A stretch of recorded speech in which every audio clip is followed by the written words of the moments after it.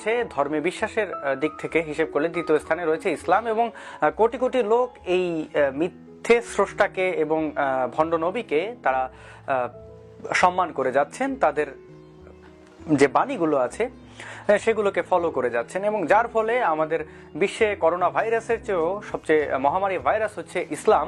এবং আমরা এই দিনে এসে অর্থাৎ আজকে দাঁড়িয়ে বলতে পারি তাদের সেই কল্পিত ঈশ্বরের চেয়েও বড় হচ্ছে করোনা ভাইরাস, এবং সেই করোনা ভাইরাসের কাছে ভয়ঙ্কর আল্লাহ হেরে গিয়েছে। একটি বিশেষ নামাজ যেটা সপ্তাহে একদিন পড়া হয়, এবং সেখানে সকল মুসলিমরা একত্রিত হয়ে সেই নামাজটি পড়ে, এবং সেই নামাজের খুতবা থেকে অমুসলিমদের উপরে ঘৃণা ছড়ানো হয়, তাদের বিভিন্নভাবে ব্যঙ্গ বিদ্রুপ করা হয়, এবং সকল মুসলিমদের জন্য এই নামাজের দোয়ায় হাত তুলে আল্লাহর কাছে, কল্পিত ঈশ্বরের কাছে হাত তুলে প্রার্থনা করা হয়। একটু ঘাটলে দেখতে পাই হজ প্রথাটি মূলত তখনকার অমুসলিমদের জন্য এটি একটি ধর্মীয় উৎসব ছিল, জমায়েত স্থান ছিল, যেটিকে সুকৌশলে মোহাম্মদ দখল করে এবং দখল পরবর্তীতে সেটিকে অবিকৃত রেখে ইসলামের নামে চালিয়ে দেয়।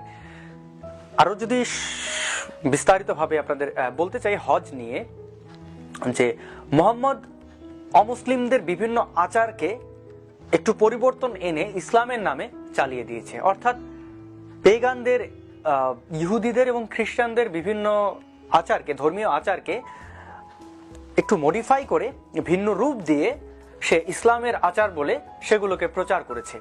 তো বিপুল পরিমাণ অর্থ পায় না।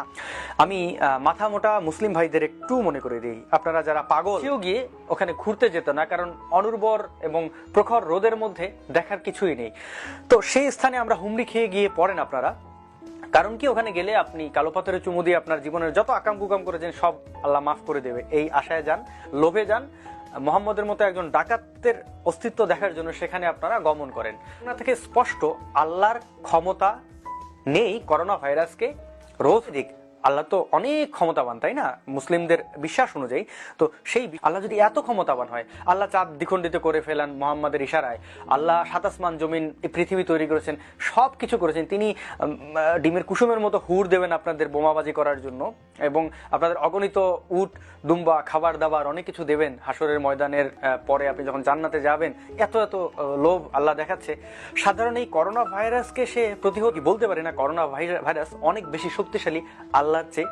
আল্লাহ কোনোভাবেই মুমিনদের রক্ষা করতে পারলেন না করোনা ভাইরাস থেকে, তা সেই আল্লাহ নাকি আবার পাবেন না পরজীবনে, এই করবেন সেই করবেন, এগুলোর পেছনে ছোটার কোনো দরকার নেই। আপনার টাকা পয়সা হলেই আপনি সৌদি আরবে চলে যাবেন, আপনি অঢেল দুর্নীতি করে গিয়ে সৌদি আরবে গিয়ে আপনি হজ করে শুদ্ধ হয়ে যাবেন, এইসব চিন্তা ভাবনা বাদ দেন ভাই। আল্লাহর কিছু নাই, আল্লাহর কোনো ক্ষমতা নেই, থাকলে এই ঘটনাগুলোই প্রমাণ করে যে আল্লাহ তো অস্তিত্বহীন এবং তার তো কোনো ক্ষমতা নেই, বরং একটা করোনা ভাইরাসের কাছে কতটা অসহায় মুসলিম।